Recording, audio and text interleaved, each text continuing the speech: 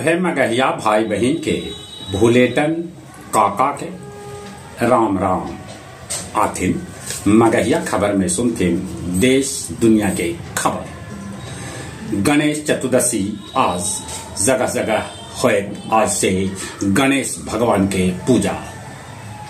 बिहार में 100 करोड़ से बेसी निवेश करे वाला के सरकार जमीन दे तक मुफ्त। गुजरात में प्रधानमंत्री नरेंद्र मोदी मारुति ईवी प्लांट के कैलन उद्घाटन।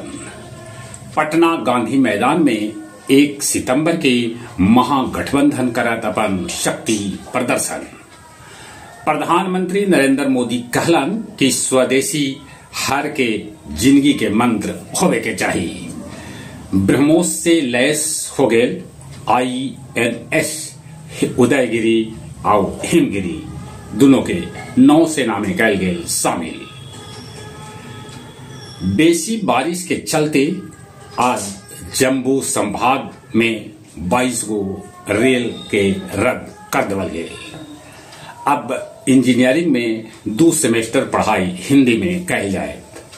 वैष्णो देवी मार्ग पर लैंडस्लाइड होल जगह में 30 श्रद्धालु के है मौत के खबर। वैष्णो देवी यात्रा तत्काल बंद कर देवल गए। हड़ताल पर सख्ती वर्तित बिहार सरकार 146 सर्वेक्षण कर्मी के फिर से कर दिलक बर्खास्त। अमेरिकी राष्ट्रपति डोनाल्ड ट्रंप कहलन कि हम कोई तानाशाह नहीं, खाली अपराध रोकल चाहिए। इंडोनेशिया में 2 गो लैकन के 76 कोड़ा इलेल मारल गए कि दोनों एक दूसरा के चाहलन। भारत पर अमेरिका आज से 50% ट्रैफिक लगा दिलक जो 9:30 बजे से शुरू हो जाए। गया जी देवघाट के बड़गर पंडाल में एक साथे हजारों पिंडदानी करतन पिंडदान। मगध मेडिकल कॉलेज के ODP बंद रहे से 150 मरीज बिना इलाज के लौट गए। गया जी आजाद पार्क स्थित पूजा पंडाल में गणेश भगवान विराजमान हो गए। गया जिला मसाल प्रतियोगिता में टेकारी 78 अंक लाके ओवरऑल चैंपियन बन गया।